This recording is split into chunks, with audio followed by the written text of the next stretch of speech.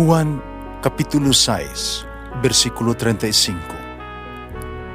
Si Jesus miingon kanila, "Ako mao ang pan nga naghatag sa kinabuhi.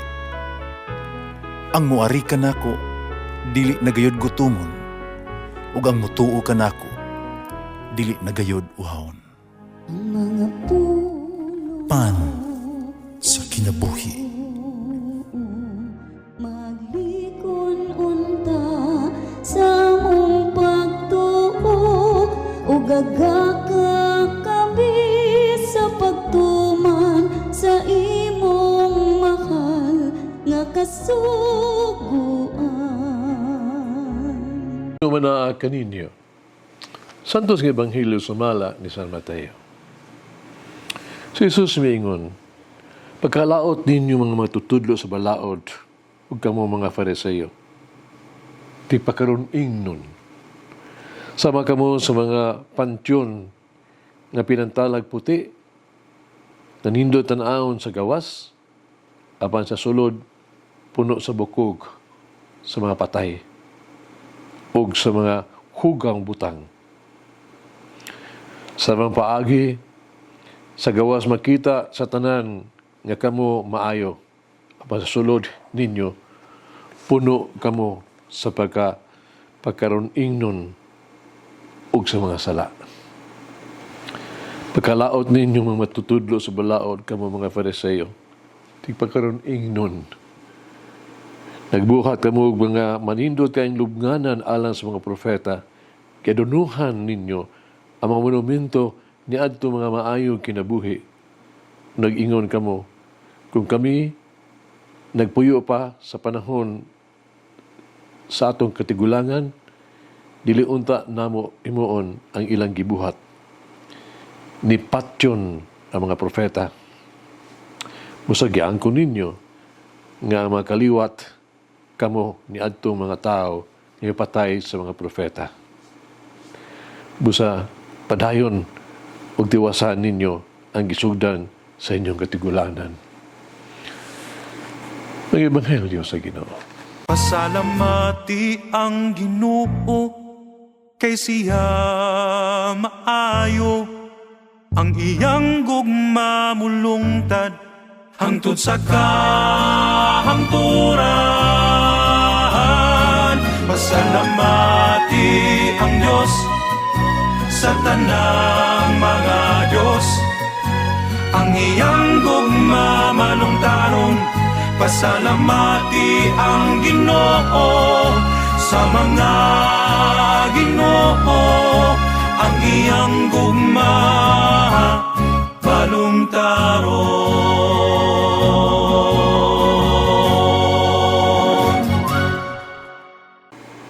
Sa Ebanghelyo karong adlaw, doon na kita'y sa katapusang duha sa 7 ka alaot. Nasigutan ni Jesus batok sa mga eskriba o mga Fariseo. Kini kaunong nga kaalautan, nagtumong sa katakos sa mga eskriba o mga Fariseo sa pagsulob o mga maskara sa ilang dalan sa kinabuhi, silang kinabuhi. Imbis nga magkinabuhi nga tinuod nga kahulugan sa mga balaod sa Dios, ilang gitabunan ang tinuod nga espiritu sa reliyosong pagsimba. Pinagin silang gawastong kang pagtuman sa mga ritual, no? Sa mga seremonyas. Ang ilang gihimo, silang pagbuhat sa pagtuo o pagsunod sa mga balaod sa Dios, mo'y sama sa pagsulubog mga tawag tong maskara, no? Pakitang tao. Mas nakafocus sila sa paggawas nga panagway kaysa linalian yung paginahanglan ng internal ang pagbasol. Ang gusto ni Jesus din himao ang transparency sa tuang pulong o mga buhat. At ang mga pulong o mga buhat kinahanglan mao ang tinuod yun magpahayag sa unsay anaas tuang kasing-kasing. Dili kon unsang ato ang hitsura, unsang ato ang plano, kundi ang pagkasinsiro yun pagkamatinud-anon sa itong paagis kinabuhi na gusto na kahimuot ni Jesus. Ang katapusang alaot, napakasama sa mga iskriba sa mga Fariseo, silang katigulangan ng mipatay sa mga propeta. O mas grabe ang ilahang kakulang sa pagbasol o pagkinusol. Gawas sa pagsalikway sa gibuhat silang katigulangan, ilang ipakita ang pagkalabaho o pagkamatarong silang kaugalingon ng humble pagani sila sa pag-ingon kung sila pa pailabang panahon kini, no? Dili unta gibuhaton lang gibuhat silang katigulangan ang pagpatay sa mga propeta. Ang gusto ni Jesus mao nga unta mabati sila og itawag tog pagbasol ba, no? So, sa gibuhat sila ang katigulangan. Paghimo sa pipila ka mga reforma o pag-ayo. Ang usa ka masulubon nga pag-angkon mahimo kanila nga magbag-o o magbasol sa mahitabo kaniadto. Apan ang ilang pagdumili o katig-a kasing-kasing may duot kanila sa paghimo pag-usab sa gibuhat sa ilahang mga katigulangan. Apan ni atong panahon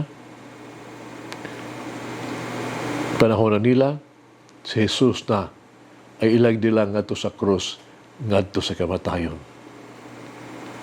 At ang mga taong karo itong kagalingon, doon na ba kita'y butang, takpan, itago o pintalan? Anong kinini San Pedro Chrysologus, na lumang nga taga Imola, Italy. Ipadako siya sa Metropolitan See sa Ravenna. No? Nailhan ang obispo sa iyang makadasig kayong pagsangyaw, no? Ayang pagkamaunungon o ganyang iyang isog kaayong panglaban sa simbahan. Isip usang magbalantay sa panon sa Ravenna, isip usang ka obispo. Si Peter Chrysologus, napakita siyang pastoral nga kasibot o kanunay nga nangamuyo siyang katawhan sa pagdawat sa balaang komunyon.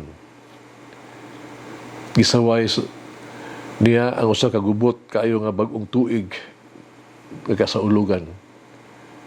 Pulong pa sa obispo, no? Kining iyang inila kaayong famous kang ginaingon nga panag-ingon siya buong pa niya nga naglingaw-lingaw siyang kagalingon uban ni Satanas, dili makalipay uban ni Kristo. Hagit sa kinabuhi. Unsa ka ang mga pulong ni Jesus alang kanako? Alaot ba? O pagdaig ba? Magampo kita, Ginoong Hesus Kristo, akong mahiguma o Diyos. Yangkon ko, kinahanglan kong mas mailhan ka, sundon ka, nga matulad-anon higugmaon ka pag-ayo.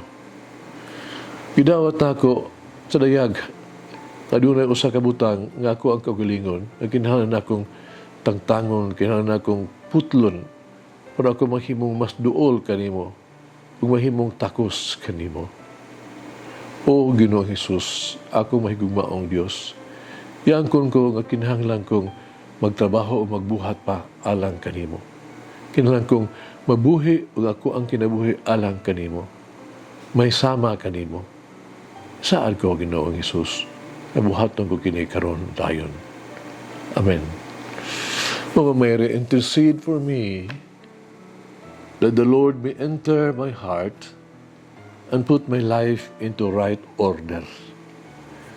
Langin ang Diyos magagahong sa tanan, Amahan, Anak, Espiritu Santo. Amen.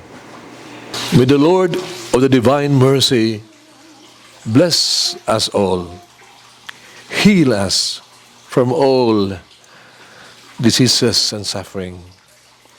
Ayun unta niya kita, tanang mga sakit na sa lawas o sa kalag, body and soul. In the name of the Father, the Son, and of the Holy Spirit. Jesus, I trust in you. Amen. Whoever eats the bread of life will never hunger, says the Lord. Kay galaan inyo nabati ang pagpaambit ug hamubong pamalandong sa pulong sa Dios pinaagi sa tulumanon pan sa kinabuhi nga gidumala ni Monsignor Daddy Silva.